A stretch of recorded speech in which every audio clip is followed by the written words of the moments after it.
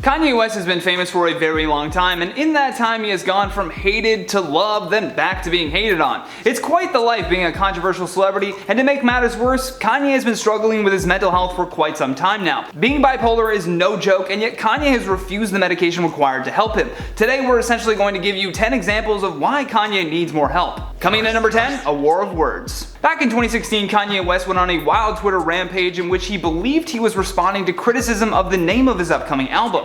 Part of the reason Kanye started going off was because Wiz Khalifa said that he should hit this KK and become yourself. And Kanye unfortunately interpreted KK to be his wife's initials, and so things exploded very quick. To make matters worse, Kanye's ex-girlfriend Amber Rose is the mother of Wiz Khalifa's child. I'll read you just a few of these tweets so you can have an idea of what I'm talking about here. 4th, you let a stripper trap you. 5th, I know you mad every time you look at your child that this girl got you for 18 years. 12th, you wouldn't have a child if it wasn't for me. 13th, you own waves, I own your child. And that wasn't even all of what he wrote that day. Soon after, Wiz Khalifa cleared things up by tweeting at Kanye saying, "KK is weed, fool. Reasons why you're not wavy. Go back to Swish." And in response, Kanye wrote, "I'm happy that I now know that KK means weed. Please excuse the confusion. Now back to waves." Oh god. Coming in at number 9, toilet Grammy. Heading back to Twitter again because Kanye just can't get enough of that platform, we have the infamous Grammy in the toilet video. This was not something I could have ever predicted happening in 2020, but here we were watching a video of Kanye West putting a Grammy into the toilet and peeing on it, all while wearing Crocs or something. In the caption, Kanye West simply writes, "Trust me, I won't stop." I'm sure this was viewed as a meltdown by the people that run the Grammys, but in reality, Kanye was trying to send a message. West is among many prominent artists that are demanding the rights over their original masters to be given back. These masters or original recordings are how artists make all of their money, and most of the time in big record deal contracts, the label takes the ownership. And he just said, well, I'm gonna pee on your prize. In at number 8, SNL leaked audio tape. Saturday Night Live is no stranger to slip-ups, and because it's live, it usually just adds to the charm of how incredibly well they're doing otherwise. However, during a live 2-song act, Kanye delivered an unrehearsed and just downright awful performance. Now, the reason attributed to Kanye's disastrous performance stems from the SNL staff members changing the stage moments before he went on. Apparently, his original stage design was reflecting the stage lights and causing problems for the cameras. The worst part was that someone had recorded the audio of Kanye just berating the staff. A representative for Kanye told Rolling Stone, "This audio was secretly recorded while he was venting his frustration in a private moment with his team. He found out his stage design was changed and taken apart under the direction of the show's lighting director without anyone's approval." I mean, fair enough. That would trip up anyone, and Kanye West definitely would trip up him. Coming in at number 7, AIDS awareness. Back in 2005, during a Live 8 concert tour intended to raise awareness of global poverty and AIDS, Kanye shocked audiences. I mean, more shocking than just that line alone. Back in 2005, during a Live 8 concert tour intended to raise awareness of global poverty and AIDS, Kanye shocked audiences. During the Philadelphia tour stop, Kanye claimed that AIDS was a man-made disease and that it was placed in Africa just like crack was placed in the black community to break up the Black Panthers. What's even less reassuring is that in his 2005 hit song called Heard 'Em Say, he says, "And I know the government administered AIDS, so I guess we just pray like the ministers say." I mean, fire line, but that message is a straight conspiracy theory. Do not think for a second that celebrities are immune to conspiracy theories. Tom Cruise being a Scientologist is pretty much all the proof you need. Coming in at number 6, 57th Annual Grammy Awards.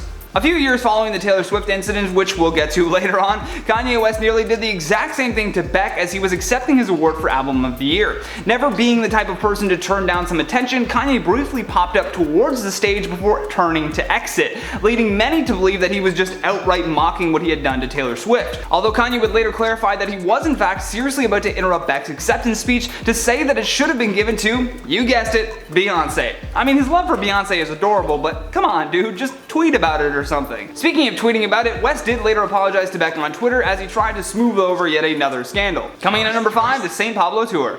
Back in 2016, when Donald Trump was the president-elect and during Kanye's St. Pablo tour, he not only had a very public meltdown on stage, but he also threw his support behind Trump. Furthermore, he accused Beyonce of playing politics to triumph at award shows and insinuated that Jay-Z had a hit out on him, which is just bananas. B-A-N-A-N-A-Hanas. I mean, I literally just mentioned one of the 2 stories in this video where he's cutting off other performers in defense of Beyonce. Additionally, he criticized Barack Obama for trying too hard to be perfect, and even had some choice words for DJ Khaled's new fiancée. He ultimately ended up shutting down his concert after 30 minutes saying, "Right now, press, get ready to write your passive-aggressive LeBron James racist comments, season 4 racist comments, get ready to have a field day, press, get ready, because the show is over." Okay, I'm ready. It's over. Coming in number 4, South Carolina rally. The word disaster is really the only true way to describe the Kanye West rally. With the year of our Lord 2020 shaved into the back of his head whilst wearing a flak jacket that read security, Kanye rambled about his campaign for about an hour. This was his very first presidential campaign, which was held in South Carolina under his political banner called the Birthday Party. Yes, the birthday party. Then Kanye said that all Harriet Tubman did was free the slaves so that they could be slaves to other white people. It was a rally filled with controversies, but the biggest moment was when Kanye broke down into tears as he openly told the crowd that he nearly aborted his own daughter. This clearly is a sensitive subject for him to discuss and left the crowd in attendance with their jaws on the floor. And at number 3, Get Out. Now it didn't stop there. The day after his debut political rally in South Carolina, Kanye went on a Twitter rampage where he called out his wife Kim Kardashian and her mother Kris Jenner. In one tweet, Kanye said, "Kim was trying to fly to Wyoming with a doctor to lock me up like on the movie Get Out because I cried about saving my daughter's life yesterday." But before that, he was even tweeting about Kris Jenner, and in one tweet he said, "Kris, don't play with me. You and that Kanye are not allowed around my children. Y'all tried to lock me up."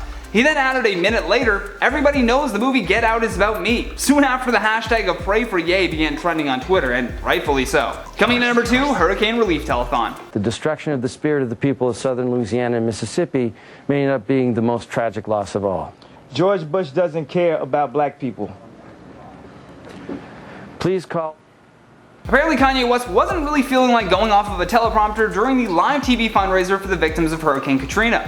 This live event was on air just days after the storm, and Kanye tossed away the lines written for him in order to stir up a political debate at every moment. His co-presenter Mike Myers was absolutely floored by what he was witnessing. Seconds after making his statements, the show's producer cut off his mic and abruptly passed it over to the next presenter, who was equally as shocked. Last but certainly not least, our number 1 spot, the MTV Music Awards. Even though it's been more than a decade, Kanye in recent years has continued to shade Taylor Swift. What made things worse was Kim enabling this behavior by releasing phone call conversations without Taylor's consent. Even stranger is that Kanye was able to evolve this old incident into a new controversy. Recently, he actually was claiming that God told him to interrupt Taylor Swift. To refresh your memory of the original event, allow me to cover some of the key details. This bizarre interaction took place at the start of the night when a 19-year-old Taylor Swift was accepting the award for Best Female Video. However, as she was giving her acceptance speech, we all watched a drunken Kanye run onto the stage. He then proceeded to grab the mic from Taylor and said, "Now Taylor, I'm really happy for you, I'm gonna let you finish, but Beyonce had one of the best videos of all time. One of the best videos of all time." Then, as he was met with a ton of boos from the crowd, he simply shrugged his shoulders and walked off stage. With that though, let's check out some of your comments from the video titled "Amber Heard Accused of Lying About Charity Donation." What's new?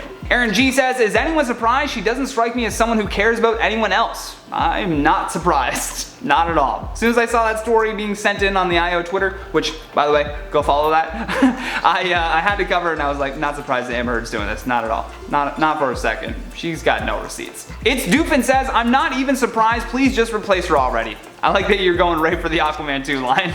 Who knows? I guarantee she'll still do Aquaman 2, but I think it's gonna tank in the box office. That's what I'm calling. Noelle Blake says, "The fact that she didn't even donate the money herself tells you all you need to know about her character." Very true, Noelle, very true. Allie Richardson says, "The $100,000 was from Johnny because he didn't trust she would follow through. He was right." Again, Allie nailed it with that one. Noelle, Allie, you guys are, all the people in the comment sections are nailing it today with these comments. Noelle Star says, "Also, that wasn't a donors list, that was a pledge to donate list." What? I thought that was a donors list. I thought for sure she had at least given something to make it onto, oh my god. I appreciate, honestly, all of the supporters in the comment sections that are coming in, correcting things for me like this. But that's all I have for you guys today. I appreciate you so much. My name's been Johnny Rogers, and until next time, stay classy. Coming in at number 9, AIDS awareness. Back in 2005. You said 9. Huh? Oh, Jesus Christ. Let me get my copy. Coming in at number 48. Johnny, number 88. I love when you think that your brain is normal, and then someone goes, no. No. You're malfunctioning. I mean, more shocking than just that line alone. Christ, why do I have to improv things? Let me just go back and do this again. Speaking of doing it,